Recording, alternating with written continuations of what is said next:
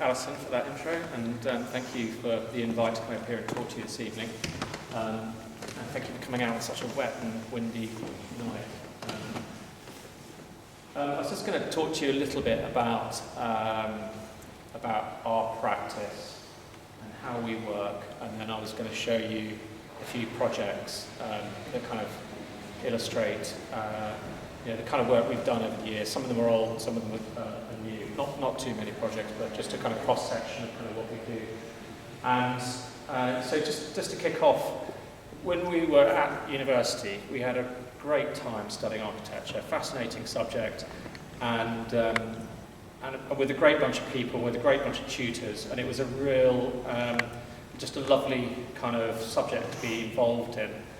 With a great bunch of people. And what I found was when I left university and I went to London and started working for various big corporate practices, and all of that kind of culture was gone, and all of that love of architecture was gone, and it was a kind of really soul-destroying experience. So as soon as I got my part 3, which I got on the Friday, I started a business on the Monday. And I thought, I don't want my company to be anything like that. I want it to be much more how it was when I was at university. I want it to be, passionate about architecture, and I want to be working with people who are also passionate about architecture, but also my friends. And when we had our studios together, it was a real kind of collection of friends who were, producing great work together and really sharing ideas. And that's the kind of the vision I had for my practice when I set up. And of course, to start with, it was just me on my own in my bedroom for about 5 years, doing loft conversions for my mates and earning no money. And eventually I had to move back in with my parents because I literally ran out of money and couldn't afford the rent. So I did a couple of years living with my parents, and then slowly over the years things have kind of evolved. I got my first extension, and et cetera, et cetera, et cetera. And you'll kind of see a little bit of that kind of that progression in the work we do. So this is a slightly older picture, but this is a picture of the guys who work for me. And who are we? It's all about having fun, and that's really the kind of mantra for the practice. It's got to be enjoyable, and that means when we're working, but also when we're not working. So we do a lot of this kind of stuff. We go to the beach a lot, we surf. I'm a passionate surfer, which is kind of how I know Justin and Alison. And we spend a lot of time doing this, and we spend a lot of time going to the pub, having drinks, and this is our Christmas party. We rented a boat, we sailed to the Isle of Wight, we had Christmas lunch on the Isle of Wight, and then we sailed back. And this is the kind of thing we do. We go windsurfing in the autumn, and what we find is that we get this incredible kind of bonding and kind of friendship that then carries on into the studio. And it really enhances that kind of collaborative kind of working experience, which we've just found to be so positive over the years. When I started the business, I was in a bit of a quandary because I wasn't really very good at architecture when I was at university. And Justin, I know that I failed a year. It was his fault because he took me windsurfing all the time. But I wasn't a kind of natural at it, I would say. And when I started the business, I was kind of aware that if I was going to be good, I needed to come up with some sort of formula as to how we were going to produce great buildings. And actually, I think, not for everybody, but I think for the majority of us, there is a sort of formulaic process that goes on. And everybody may have their own process, but we certainly kind of developed a process that allowed us to produce what I think is quite good work. So the 3 big things that we focus on are the site, the client, and then what I call the big idea. And I'll just kind of look at these in a little bit more detail. So just to start with the site. There's 2 things we kind of do with the site. We do your standard kind of site analysis, which we used to do at university, and we all used to kind of really enjoy doing site analysis, and it's great, really get to know the site, and we still do that. I guess probably we all do. But I think it's a very, very important part of designing a building, understanding the context, understanding the kind of basics of where the wind's coming, where the sun's coming from, where the views are, boundaries, etc. So that's something we really focus on. And I really get my guys in my studio to kind of to really go into some detail and really make sure they understand where it is that they're going to put a building. And the other thing that we always look for on a site is, are there any clues that are going to tell us how the building might be? And I just wanted to give you a little case study here, which shows that there was a clue on this particular site, which helped us kind of develop an idea for a building. So if I split up a couple, this was the view we were faced with. So we had a lovely site to start with, that was great. But one thing we noticed is we had this kind of path that ran up a very steep hill down to the river at the bottom, which was a zigzag. And so we thought that was kind of interesting. We were thinking about how might we introduce that into the kind of building. And so we started doing some sort of basic sketches, and we were thinking about maybe that path kind of continued, and then maybe it takes a kind of more of an architectural kind of form. And then we come up with an idea for a building. So you can see we have a path in, and that continues into a built form. So we had a very strong concept for the project. All our projects have very strong concepts, and in this particular case, that concept came from the site. This is the finished house, and you can see clearly the path and how that zigzag continues. So the next thing that's very, very important to us is, of course, the client. You know, every project has a client. Sometimes that's a good thing, sometimes that's a bad thing, as we learn. And what the client gives you is a brief. And developing a really, really good, strong brief, we feel is absolutely essential. The other thing we really like to do is we like to get to know our clients really, really well. We don't get that. We don't get too many clients like this, but we do get some. And you know, getting to really understand what is it they do at the weekends. What do they do when they wake up in the morning? What do they do in the evening? You know, how old are the kids? Do they have people come to stay? Do they have dinner parties? You know, what is it that these people do? Because it's no point designing a house for yourself. You've got to, you know, you're designing a house for someone else. So we find that to be like really essential part of what we do. And the way we do that is we spend time with people. We go out for lunch with them. We drink quite a bit of wine with them and get them to open up a little bit. And we do a lot of kind of building tours. So this is a really lovely couple that we've been working with in the last couple of years, and they're really interested in architecture. A lot of our clients are really interested in architecture, which is great. And we asked them to take us to show us buildings that they really, really like. Not just buildings, but also gardens or anything that they like that's going to give us some design leads. And that just kind of spending time with people and getting to know them really, really helps when you're sitting down and trying to design a house that is bespoke for that person or that couple or that family.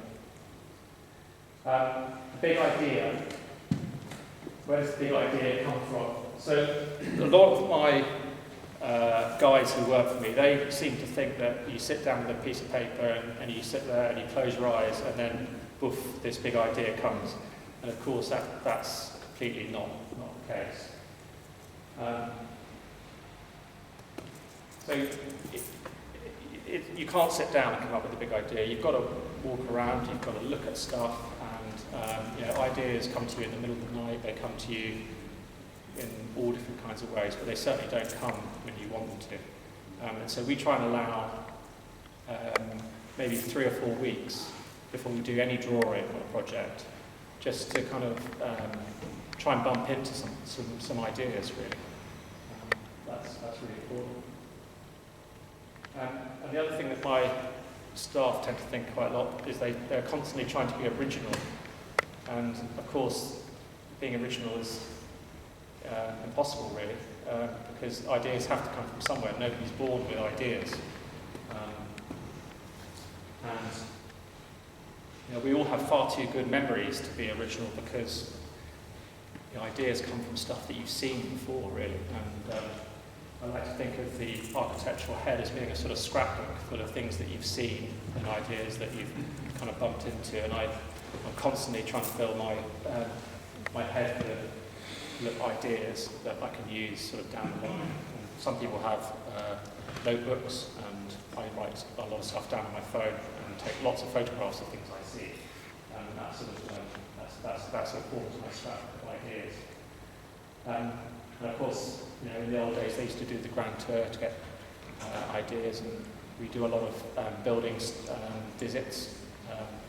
We hear about a new project that's won an award or something. We, as a studio, get in the car, we drive there, and we go and see it, and we learn a lot by doing that. It's a really valuable way of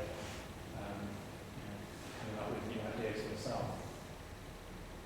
And then we spend, everyone in our studio spends half an hour of their time a day. This is not their time, but paid time, looking at magazines, and looking at art daily blogs, looking at the AJ, and we make sure that every single person in the studio does that, because again, that's the time when you're filling your scrapbook full of new ideas.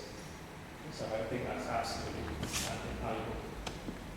And of course, we always look to the greats. Whenever we're stuck with how can we possibly resolve this architectural problem that we've got, we go back and we look at the greats. If we're thinking about materials, we would get Frank Lloyd Wright books out. If we were thinking about inside and outside spaces, we look at these. Geometry, maybe Corbusier. Of course, light and dark, we'd be looking at Louis Kahn, and I really do think, Frank, our tutor at university, was constantly saying, go back and look at how these guys did it, understand how they did it, because they were masters at what they did. And I really kind of encourage my guys. It's sort of almost like a bit of an old-fashioned kind of like idea, but I think it's really, really valuable to do that. So I'm just going to talk you through a couple of projects. This was the first project that we ever did, which was 18 years ago. So we were given this site. I was involved as project architect on delivering 60 houses here, which were second homes in the Cotswolds. And the owner of the estate noticed there was a little barn on his plot, and he was keen to develop that barn and turn it into a home for his family, a weekend home for his family. So this was the old barn. It was in a very dilapidated state, and it was kind of an exciting project for us. As a new practice, this was a really exciting project, and it kind of came out like this. But the planners had said to us that under no circumstances were we to touch any of the existing walls. We had to leave all the existing walls intact. And the other side of this wall here is a beautiful lake. The barn sits on the lake, as you can see from that first picture. But we weren't allowed to put a window in there. And my client was very upset about that, and was looking to me for solutions. And so I suggested that if we were going to be able to see this lake, we needed a big idea. So we came up with this idea of building another building on the lake, and the planners were really not keen on this at all. But we managed to convince them that we were going to build a bird hide, and we managed to convince them that the client was a passionate ornithologist, and that every weekend he wanted to spend his time observing the wildlife on the water, and they kind of went with that, would you believe? So that's great. So this is how it kind of turned out. This is the barn, and this is the bird hide that we built. And we managed to kind of draw it in a sort of fairly bird hidey kind of way, and then build it in a very non-bird hidey kind of way. And we done it on the lake, and we created a sort of an experience based sort of voyage from the barn to this building. So this is a very small building.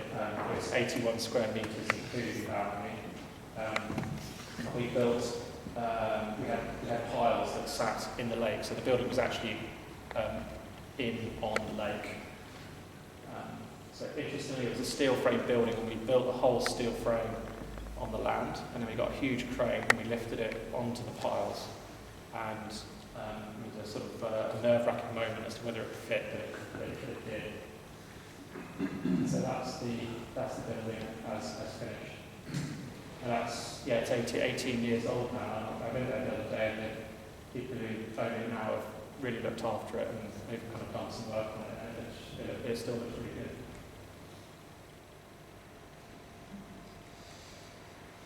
And they vegetate. This is taken quite recently, actually, and the vegetation's grown up a lot.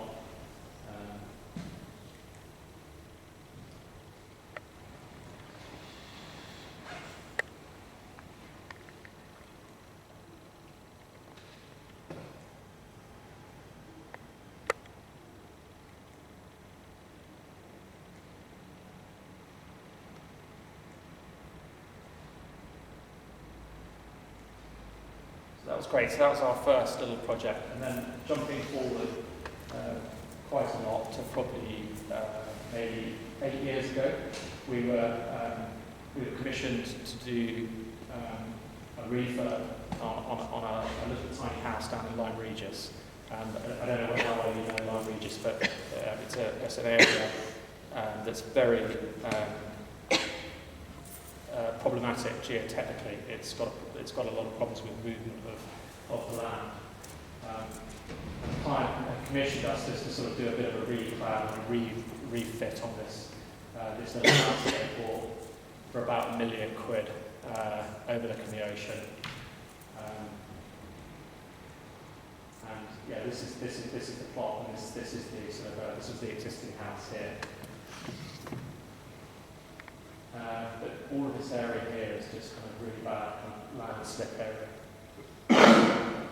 So we got a phone call one day, and they said, "Oh, you better come down to site because we've got a problem." And when we went down to site, we saw this right across the whole site, and the existing house was in about 4 or 5 different pieces. So we've got a radical change of brief, which was to knock the house down and build a new house. And I said to the client that I really don't think it's a good place to build a house because, it's just going to fall down again. But he'd got some insurance money and he didn't know what else to do with it. And we had this £1 million plot, which was now worth virtually nothing. And so we had to do something. So this is the sort of the gap that was in the house, and you can see there's this sort of door frame connected over the wall. So it's in pretty bad shape. This was the driveway, and the land had just literally set down. That was like a ½ metre just drop in the driveway. So this is very quick little diagram. It just explains how it's working down there. There's a slip plane here, which is a layer of this oily mud, which when it rains, it turns very liquidy, and everything just kind of slides on top. And that's the problem down there.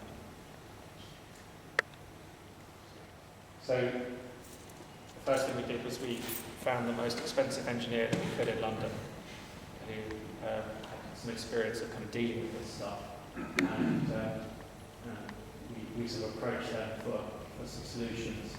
And basically what he came up with was that we would build the house like this, and we'd have a slab of concrete here, and the house would sit on some legs. And if the concrete slab moved, which we knew it would, and it actually has already, we could then self-level the house back. So I wrote a lot of letters saying, it's not our fault if this house falls down. We're not taking any liability. This is a stupid idea. Engineers fully responsible. So this was a sort of jacking system that the engineer came up with. we originally sort of were going down the Hong Kong airport route where, you know, it was all computerized and everything was self-leveling, and then that came in at about £1 million just for the sort of the jacks and, you know, the foundations. So that wouldn't have been pretty quickly. And it got a lot less, it got a lot more sort of low tech than that. So here's the basic sort of layout of the house. We've got these kind of these ring beams here, which are then hooked into piles, and then a series of kind of dwarf walls, and a steel frame that sits on that, and then there's jacking opportunities between the dwarf walls and the steel frame, and then a very lightweight timber frame kind of box house that sits on top of that steel frame. Here's the plan. So conceptually, we were kind of really interested in this idea of the house fracturing, and we thought, well, that we could use that as an architectural idea. And so the client wanted something that was quite humble, sort of like a barn, shed kind of house. That we thought it would be interesting if we sort of played a nod to the fact that everything's moving, and so we broke it into a series of different elements. So we had a pod for the family here, we had a pod for living, and then we had a pod for the guests, and we sort of we fractured those and lifted them and twisted them to sort of reflect what was going on with the landscape. So again, it was a site-driven big idea that kind of very much influenced how the building ended up looking. So here's construction, and you can see the strip ring beam that goes here, the dwarf wall, and then this is where jacks and shins. So the idea is now, and they've just recently done this, is that you can crawl underneath the house, you can put a hydraulic jack in here, and then you basically shin it as required until the whole thing's level again. And then every 6 months they've got someone that comes and they checks whether it needs levelling. And every 6 months they've been levelling it. And this end of the building has dropped by 45 millimetres so far, but has been jacked back up 45 millimetres. So it's now. Even though that's pile, would you still need to do that? Yes, because remember that the piles don't actually sit on anything solid. Oh, they're not going to rock? No, and even if they did get down to the rock, there's so much earth moving on top that they would just twist and go straight over. So all the piles are really doing is preventing this concrete strip foundation from sinking. They're just providing sort of some friction basically in the ground. So that's the finished house. I've got a great photographer who I love working with. We've been working together for about 15 years now, and he gets me kind of doing all crazy stuff. And what you can't see is I'm over here somewhere, just out of the shot, chasing these sheep into the shot, because he said it'd be great to get the sheep in the picture. It sort of shows the rural context and everything. So I'm mad running around this field trying to get these sheep into the picture. So this is the pod where the family live. There's a bedroom for the parents upstairs, incredible views. Bedroom for the 2 kids downstairs.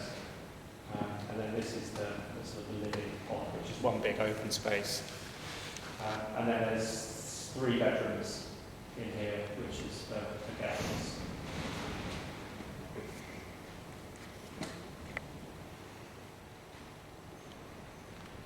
So underneath here is all hollow. This bank here is just earth just pushed up against the house, so it doesn't sit on the ground. And at the back there's a couple of trapdoors that are open, and you can kind of climb underneath and do all the stuff that you need to do.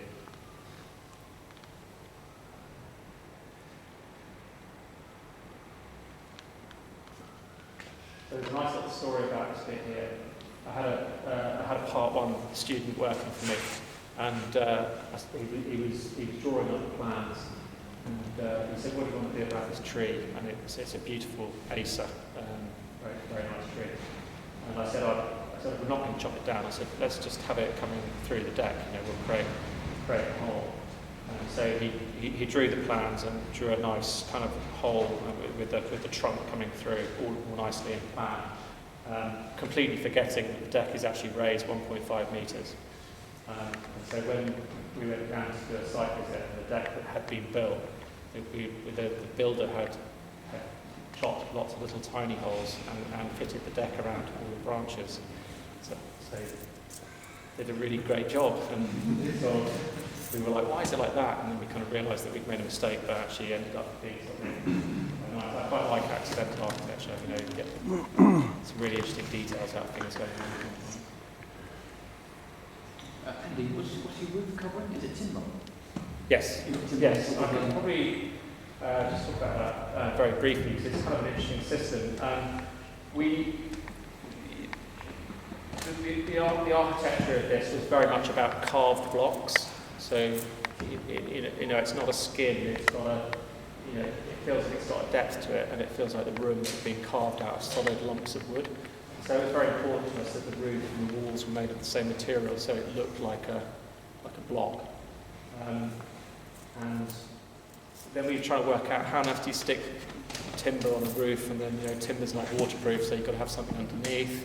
And then how do you fix timber to that without penetrating it? And there's a system which is designed for putting PV panels on single-ply membrane roofs, where you have a series of kind of discs that are kind of then welded in to the PVC roof. And we kind of employed that to create a kind of grid of timber that we then clad. So there's a PVC roof under here, which then actually laps down. So there's a building underneath the actual building you see. What's that? Is there a secret gutter? Yeah, so there's a gutter that runs along here as well, and the downpipes are here. So we were having a real head scratch about it, and then once we started drawing it and talking to a few people, it actually resolved itself really nicely.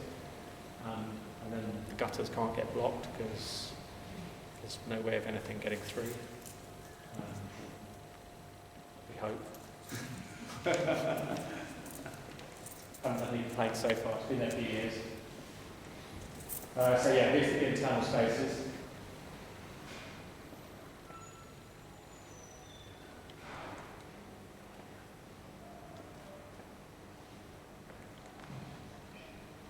Yeah, you can see the location there next to the sea. I borrowed this house for a weekend, and it's a really nice place to be. Very, very calm. So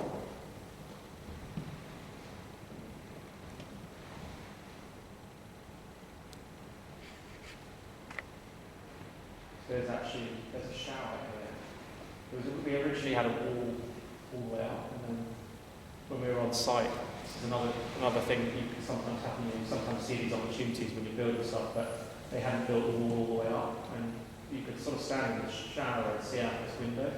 And we managed to convince the client that it would be okay to have a shower that was kind of open to the bedroom, and they were reasonably forward-thinking that we can say this. It's really, really great. That gives you an idea of how that looks.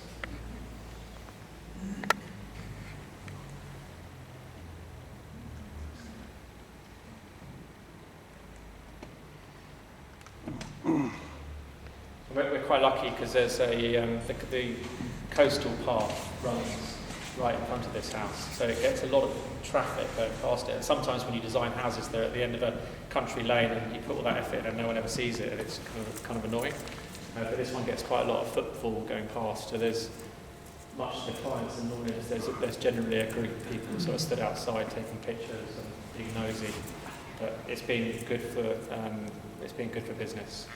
We've had a few on the back of it. What's the cladding timber that you use? What? The timber that you use for the larch. Larch. Yeah, and we went for like a sword, not a plain. It's like very rough. The client was interested in a kind of humble kind of look. So and it made it go silver really quickly with the sword rather than the plane. So it's really silver now. It went really quick. In about 18 months, it went completely silver. And sort of looks better, I think. I'm a big fan of weathered timber. I know some people aren't. But, this is the next project.